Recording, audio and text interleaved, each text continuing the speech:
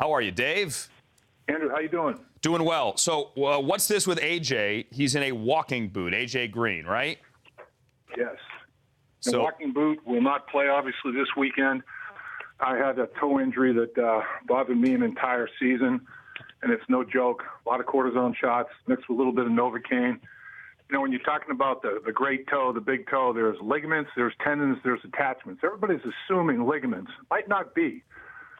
There's no broken bone in there or anything, but obviously he's got an issue that has bothered him. He initially did it in Baltimore at the end of the Baltimore game.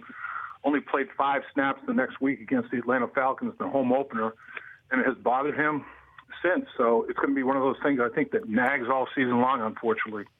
But, Dave, how long will it keep him off the field? I mean, if it nags him, that's one thing, and clearly it affects his play. But is this the kind of thing where they say keep him out a couple of weeks to give him time to heal? Any idea?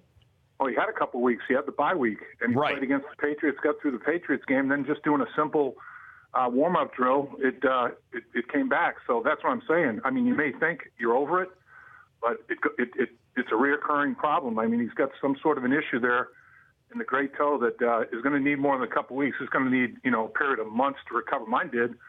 I played the season on it, a lot of cortisone shots, but it took a long time in the offseason for it to totally go away. But, Dave, you played offensive line, not to minimize that. For a wide receiver, however, can you imagine having that kind of injury as a wide receiver? Well, you know how he re-injured it? Blocking as a wide receiver. Wow. So when you're pushing on another body and you have to have your base and you get up on your toes to push, that's another issue, too.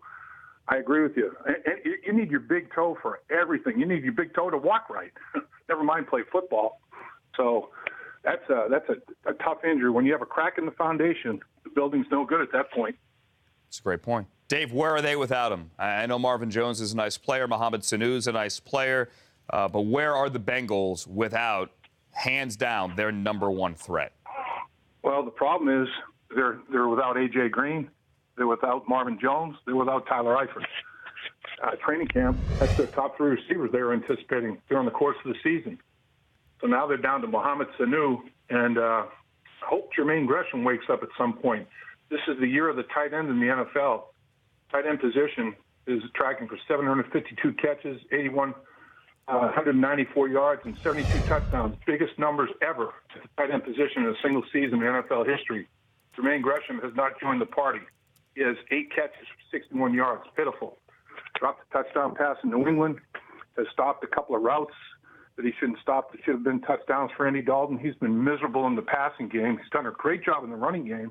He's a hell of a blocker, but he has not contributed in the passing attack. And with those guys down, Jermaine Gresham has to be a weapon. No question about it. Dave, from a defensive perspective here, and you hear this from coaches all the time, clearly, is who do I have to game plan for? So if I don't have to game plan for A.J. Green, and Marvin Jones is banged up as well, how one-dimensional, or how much easier is it to defend Hugh Jackson's offense? Well, it's going to be a challenge for you. There's no doubt. When they lost A.J. against Atlanta after 5 snaps, Giovanni Bernard and Jeremy Hill touched the ball 45 times between the two of them, and accounted for over 250 yards, running the football as well as catching it out of the backfield. I think Jeremy Hill and Giovanni Bernard are definitely 2 of the best remaining offensive threats that Hugh Jackson has. Wouldn't be surprised to see both in the backfield together some. Wouldn't be surprised to see Hill at tailback and Giovanni Bernard in the slot. Giovanni Bernard is a poor man's Marshall Faulk. He can run routes and catch the football like a wide receiver. So I think he's going to be utilized in that regard. And there'll be a lot of screens, a lot of bubble screens, a lot of that type of thing. So, yeah, it's worrisome because Mohamed Sanu is not a guy that stretches the field. Marvin Jones and A.J. Green are the 2 weapons that take the top off of defense. Their passing game is going to be operating in the phone booth a little bit. Dave, want to switch over. Again, Dave Lapham here, a fellow Orange man here, the voice, the radio color voice, along with Dan Horde and the Bengals radio network.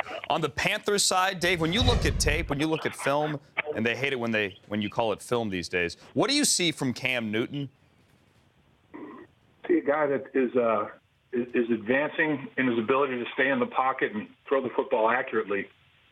telling you, Andrew, the ball comes out of this guy's hands. He can spin it as well as anybody. Hey, Dave, crazy. Let me cut you off. It is, and this sounds weird, is the injury, the ankle injury, a good thing? Could we look back and say we made him stay in the pocket with the injury, took away his mobility? It's been 8 games since he scored a rushing touchdown, and that made him a better quarterback because of it?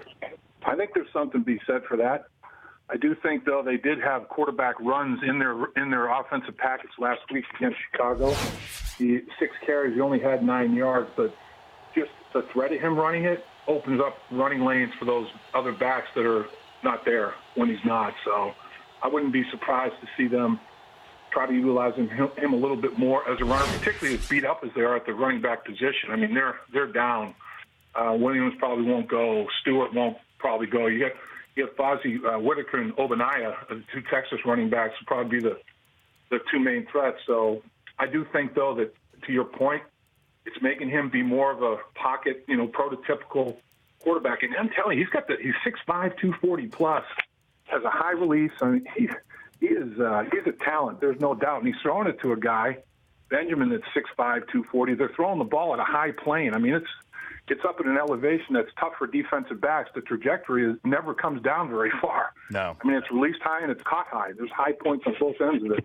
Yeah, the crazy thing is, and it's hard to put that size in perspective here, Dave, but just in comparison so people can think of it at home, Cam Newton is bigger than Michael Strahan.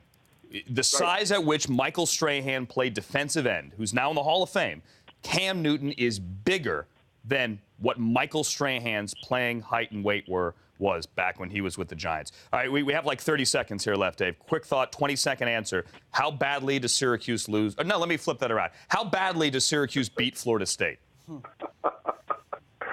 Oh, man. Andrew, they're going to have to be +5 in the turnover department. They're going to have to capture every short field and put them on a long field. Everything that you have to do to upset a football team, the Cuse is going to have to get it done, and in a big way. They're in trouble, man. Yeah, let's hope so. That game, noon Eastern, 9 a.m. tomorrow on DirecTV. Dave Lapham's game also coming up on Sunday. Bengals and Panthers. Thanks, Dave. Have a great call. Say hi to Dan Horde. The Rich Eisen Show, weekdays at noon Eastern on Audience.